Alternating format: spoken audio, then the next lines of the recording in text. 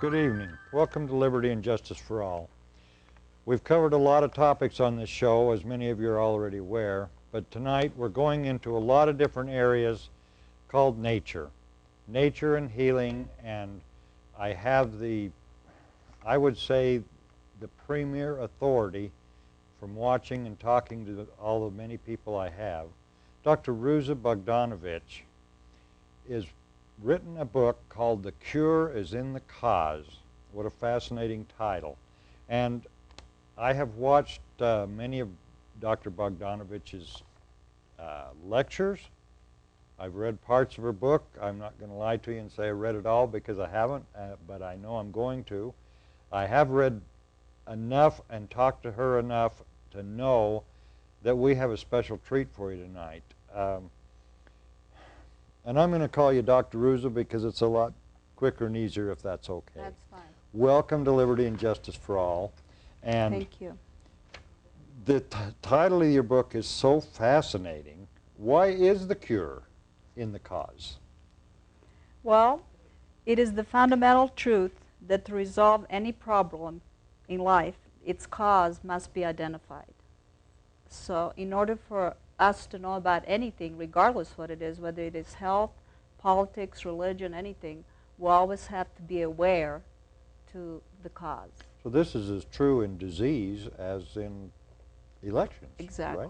Right? And as I see it, and let me give you my version. Let me tell you what I hear. I hear you saying through your lectures and through your book that if you start with a healthy body, mind, spirit, immune system, that's the only way you can be free. That's right. That is the starting point. That is the starting point, and that is also the fact that there is no such a thing as incurable disease in a healthy body.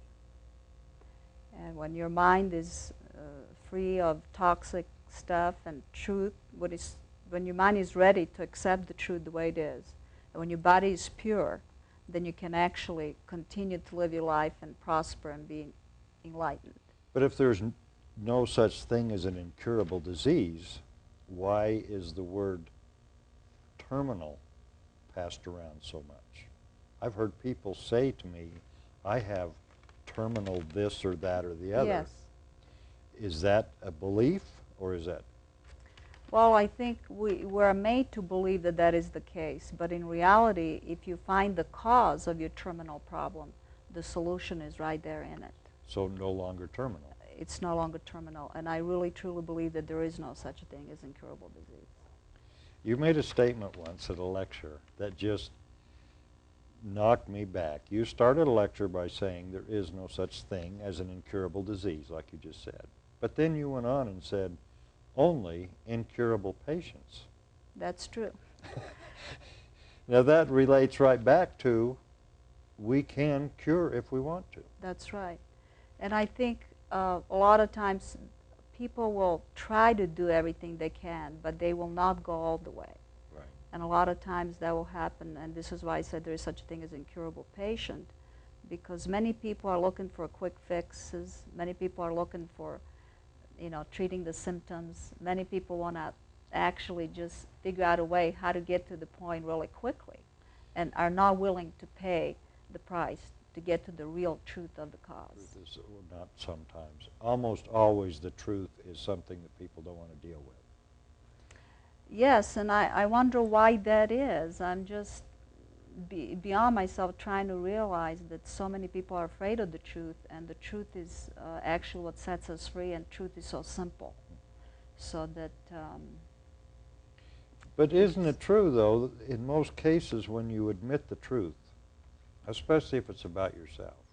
But the fact is that there are other things in life that cause illness besides, well, illness itself, and that is stress. And stress can be brought on to us definitely and be the major cause of the disease. Now there are other causes, which we're going to cover a little bit here, but stress is definitely one of them. And the second cause of all the problem is what we put in our body. We are what we eat, but more than anything, what we can absorb. So a lot of people don't realize that in order to have a healthy body and a healthy mind, we have to be able to absorb the nutrients. Now, brain, being the major orchestrator of this whole thing, actually gives the body signals and the glands and telling them what to do and how to do it and when. But due to the circumstances, processed foods, artificial flavors, colors, preservatives, toxins, and everything else, it's causing the brain not to be able to function properly. And the brain not being able to function properly will actually cause the disease, even if you didn't have any stress. But stress will certainly increase that, is what I'm all about. And the true nutrition is eating the food in its original form, the way that nature provided. Of all these creatures on this planet, humans and pets are the only ones that don't have degenerative diseases. If you ask yourself, why is that? Why is it that only humans and pets have degenerative diseases? You will have to stop and think, because it's such a shocking reality that humans and pets are the only creatures that actually eat food that is processed. No other creatures cook their food, bake their food, fry their food, have fast food restaurants. So this is our biggest culprit, among other things that we're going to cover a little bit, of our degenerative health and illness that we have today. Very important to me.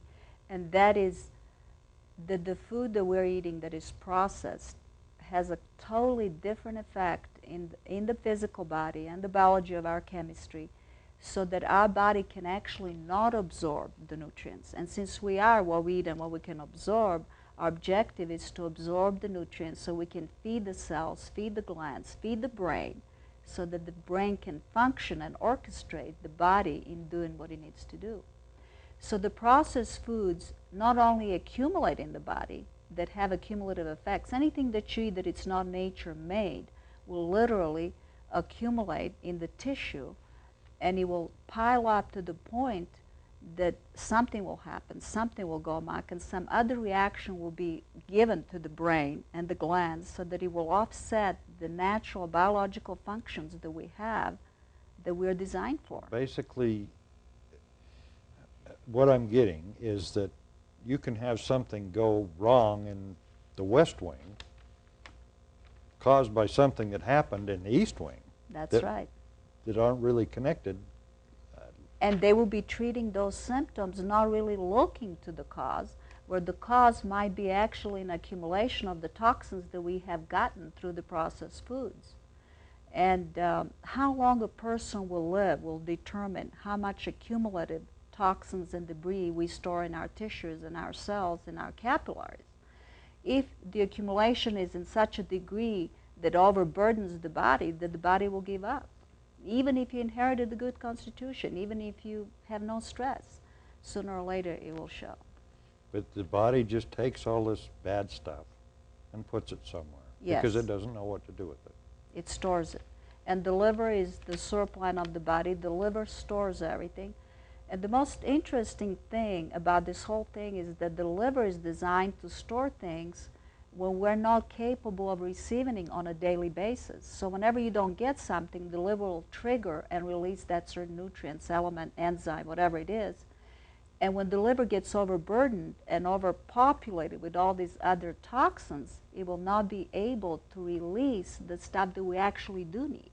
And even if it did release it, we get to the point where we cannot carry it through the times, months, weeks, and it will store it, and it will surely get enlarged. And what is concentrated meat protein? That's Okay. another one that... That's definitely another cause of major pancreatic problems that we're having today with people. First of all, in order to understand this, you have to understand the biology, how the body works. And once you're eating concentrated protein, your body actually has to simplify it to the point where you can absorb that protein. And in order to absorb it, it has to break it down. And in order to break it down, the pancreas has to be overworked. So when the pancreas is overworked over and over and over again, that causes the body to degenerate. Plus, it causes the liver to enlarge. It causes all sorts of other problems, but more than anything, it depletes the body of enzymes, which is the #1 culprit of disease. I see all kinds of different supplements. Take a pill and you get all the enzymes. Is that the same as you would get from like eating a peach or something? Absolutely not. It's not the same. It will help a person temporarily if they're completely depleted. See, you're born with the liver allowing you to have enough enzyme that is stored for your well-being for over 75 years. If you're not replacing those enzymes, it's like keeping the money in the bank and not drawing any interest, but constantly taking money out. Well, pretty soon there's not going to be any money left. And basically that's how the enzymes work. And they're stored in the liver, and they're not the same kind of the enzymes that you get in a pill. You put a different kind of enzyme in. Does your liver recognize this? That's a good question, and I think the liver, our body is only recognizing the real thing. If it doesn't see the real thing, it doesn't know what to do with it, so it usually stores it. Now, I'm not saying that some of the enzymes the liver will recognize, and that will be helpful, but the only way that the body recognizes anything, if it's the whole thing. If it's the whole thing, like if you're eating an apple, that apple has 84 elements, minerals, vitamins. When you eat that apple with the skin on it, that apple has everything in it.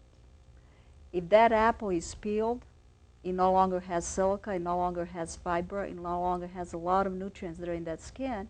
If you make an apple pie, that apple pie will actually have sugar in it, so that apple has to draw more calcium when you eat it out of your bones, because sugar makes the body acidic and milk makes it a little bit more alkaline, so it will draw the sugar out of the bones. So that milk will cause that apple to agree with you a little bit better, but in reality the milk that you had with the ice cream on the pie and all that other stuff will cause other reactions, and you may not have enough magnesium, so it's kind of a chain reaction that leads the body to depletion. Forced down what I felt to be the first few days horrible carrot juice.